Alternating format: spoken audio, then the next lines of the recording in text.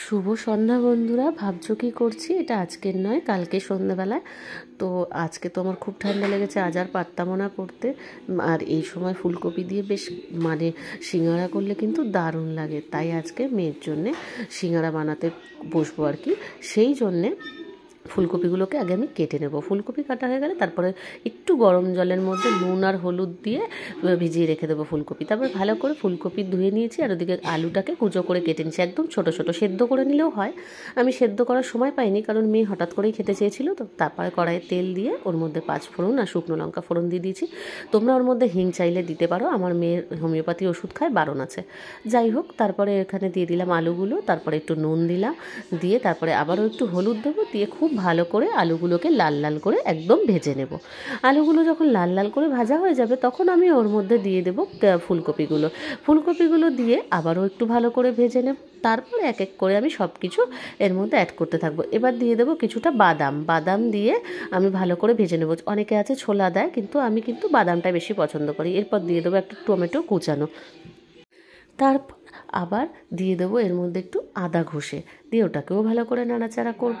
এরকমভাবে পরপর করতে থাকবো। তারপর দিয়ে দেবো আমার রোস্ট করা ঘরে ধনে জিরের গুঁড়ো থাকে, সেই ধনে জিরের গুঁড়োটা আমি দিয়ে দেবো ওর মধ্যে, দিয়ে আবারও ভালো করে নাড়াচাড়া করে কষাতে থাকবো। এবং দিয়ে দেবো একটুখানি চিনি, নুনটা আমি আগেই পরিমাণ মতন দিয়ে দিয়েছিলাম। এরপর দেবো একটু লঙ্কার গুঁড়ো, দিয়ে ভালো করে আবারও নাড়াচাড়া করব। আর কাঁচা লঙ্কা আমি একটাই ফাটিয়ে দিয়েছি, কারণ কি বেশি পরিমাণে আমি দেবো না। দিয়ে তারপরে আমি এর মধ্যে একটু জল দিয়ে দেবো, দিয়ে ভালো করে আবারও কষাতে থাকবো। শুকনো জিনিস কিন্তু কষানো ভালো হয় না। দেখো, ঢাকা চাপা দিয়ে খানিকক্ষণ রান্না করে নিলাম, ব্যাস একদম সুন্দর হয়ে গেছে, সব সেদ্ধ হয়ে গেছে। এবার ধনেপাতা খানিকটা কুচি দিয়ে দেবো, দিয়ে একটু গুঁড়ো মশলা দেবো। এর মধ্যে ছিল ধনে, জিরে, শুকনো লঙ্কা, গোটা গরম মশলা, আর ছিল কটা মৌরি, দিয়ে ভালো করে টেলে নিয়ে করেছিলাম মশলাটা, দিয়ে দিয়েছি। এইবার দেখো, থালার মধ্যে আমি ওটা তো তরকারিটা ঠান্ডা করতে দিলাম, এর মধ্যে নিয়েছি নুন, খাবার সোডা, চিনি, আর নিয়ে নেব ময়দা 2 কাপ বড় বড়।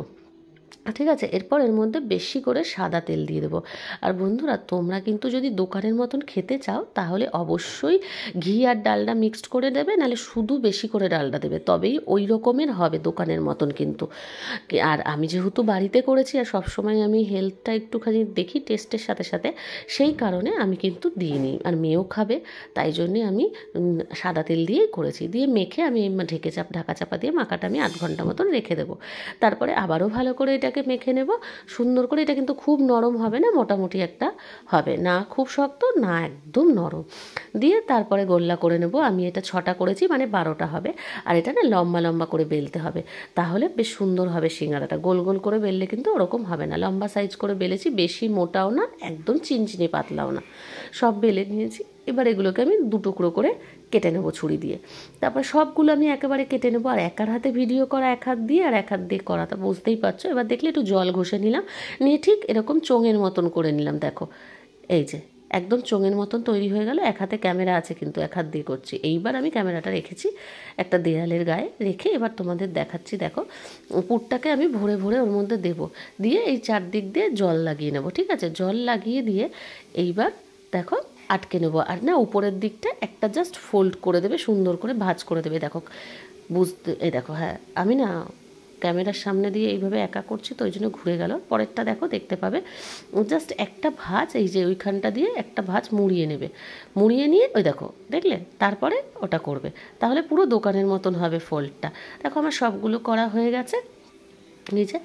এইবার আমি তেল গরম করে নিয়েছি একদম, এবার লো মিডিয়াম ফ্লেমে দিয়ে দেবো, দিয়ে সুন্দর করে আস্তে আস্তে উল্টে পাল্টে উপর দিয়ে তেল দিয়ে ভেজে নেব। আর পুরো দোকানের মতন বড় বড় হয়েছিল। আর সেই সময়টা না বেশ মুচমুচেও লাগছিল, কিন্তু যেহেতু ডালটা দিয়ে করিনি, মুচমুচে ভাবটা কিন্তু বেশিক্ষণ স্টে করেনি, ওই গরম গরম খেলে লাগছিল। আর না হলে কিন্তু সেই দেখো উপর দিয়ে কি সুন্দর খসখস করছে, একদম শক্ত শক্ত হয়ে ফুলে ফুলে গেছে।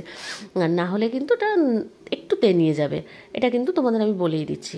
ঠিক আছে, দেখো খুব সুন্দর একটা কালার চলে এসছে। এইবার আমি এটাকে তুলে নিয়ে নেব।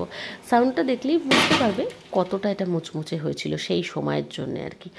যাই হোক, আমরা তো খুব ভালো খেয়েছি। বাইরের খাবারের থেকে বাড়িতে করে কিন্তু খেলে কোনো সমস্যাই থাকে না। আর আমি তো এমনি তেলে ভাজা বাইরের খেতে পারি না, তাই বাড়িতে বানিয়ে নিয়েছিলাম, খেয়েছি, কোনো সমস্যা হয়নি। ভালো লাগলে লাইক কমেন্ট শেয়ার করতে ভুলো না। আমার খুব ভালো লেগেছে, তাই তোমাদের সাথে শেয়ার করলাম। টাটা সবাইকে। ভালো থেকো, দারুণ সুস্থ হয়েছে। থেকো।